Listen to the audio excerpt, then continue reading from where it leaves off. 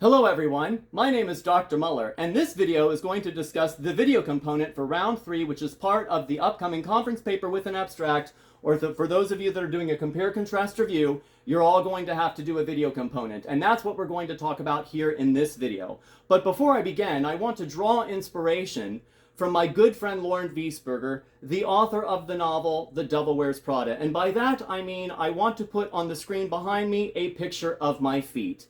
Now that I've got your attention, let's talk about round 3, the conference paper with an abstract, or for some of you, the compare-contrast review. Now, I'm not going to go over the details of this assignment here in this video, but I will take a moment to remind all of you that you are not beholden to writing an essay. If you want to provide a PowerPoint presentation instead of an essay, you can do that. If you want to create a trifold or some sort of artistic project instead of writing an essay for this assignment, you can do that. If you want to give me a series of PowerPoint slides instead of writing an essay, you can do that. If you want to give me a video essay instead of writing an actual on-paper essay, you can do that. But there are certain components of this assignment and the compare-contrast review that everyone, no matter what mode you choose, are going to have to finish. And so for that reason, I'm going to discuss these issues here in this video very briefly. So first and foremost, every single person that does this assignment, as the assignment details explain, is going to have to write an abstract, which is a 250 to 500 word summary of your paper. Now, if you're going to do a poster presentation, you still have to write an abstract. If you're going to do a series of PowerPoint presentations, or PowerPoint slides, I should say, you're going to have to write an abstract. If you're going to write a proper essay, you're going to have to write an abstract. In short, every single person producing a round 3 assignment is going to have to write an abstract, which is a brief summary of your paper or assignment or whatever the project is. And this abstract needs to include keywords. Now, we will go over in class exactly how to make this happen, but this is something that everyone, no matter what your project is, no matter what your topic is going to have to write an abstract. Every student that does round 3 is going to have to create a statement that describes your methodology. What we mean by that is the procedure that you undertake to find information to create this project, whether it's an essay, whether it's a video essay, whether it's a series of PowerPoint slides, or a poster presentation, or some sort of trifold art project. Every single person is going to have to include a statement of methodology that tells me exactly what you did to find the information to create this assignment.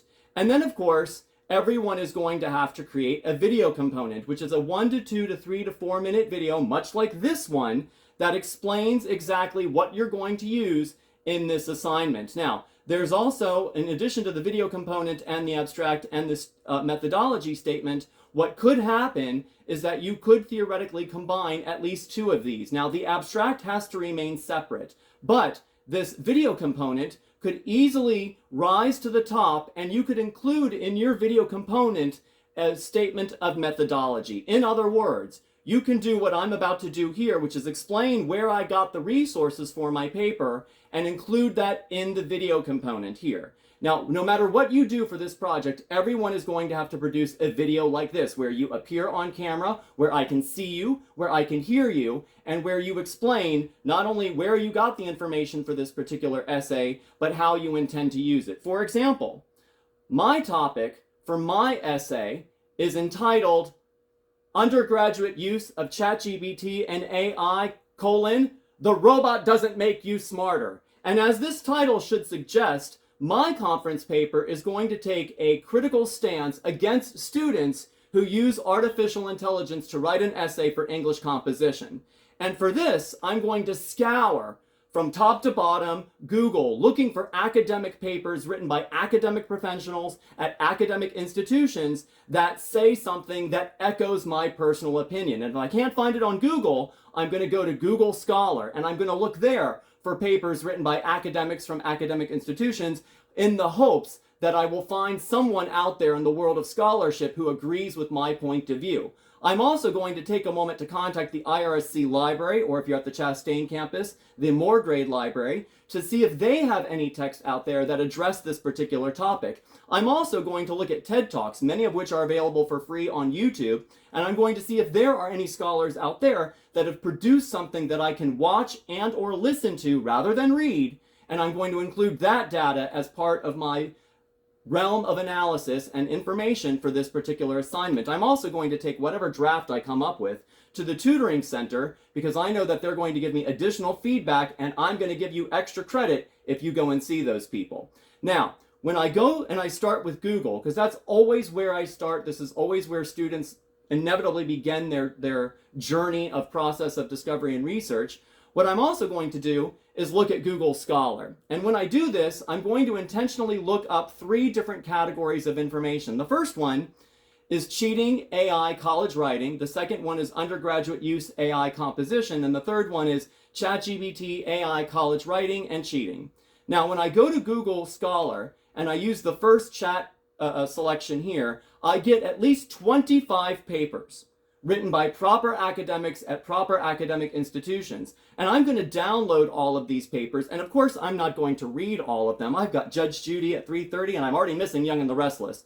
But I'm going to read these essays in a skim reading kind of way. I'm going to read them as economically as possible in the hopes that I can find bits and pieces from some of these papers that might echo my opinion. And if they don't echo my opinion, well, maybe through the magical use of punctuation, I can get them to echo my opinion. And some of these papers are going to be cheap and easy to get to, and some of them are going to be abruptly interrupted by firewalls. Well, because this is a time-limited assignment, I'm going to download the papers that I can get quickly and easily from Google Scholar. And that's just my first search. In another window, I'm going to look up undergraduate use AI composition, and I'm going to get another 45 papers that address this topic. And everything I get from Google Scholar, for the most part, is acceptable for this assignment. I'm also going to take a moment to look up ChatGPT AI college writing and cheating, and I get another 50 pages of papers that are all kosher for this assignment. I'm going to download every single one of these papers, and if I can't get to it, I'm going to skip it and move on to the next one. And I'm going to read these papers in a very strategic way with a highlighter, and I'm going to try to find sentences or comments where the scholar is saying that they don't like AI because their students use it to cheat. And I'm going to create as much data that's reflective of my opinion, and then I'm going to create a video essay that I'm going to share later with my colleagues. I'm also going to take a moment to look at TED Talks, many of which are free on YouTube.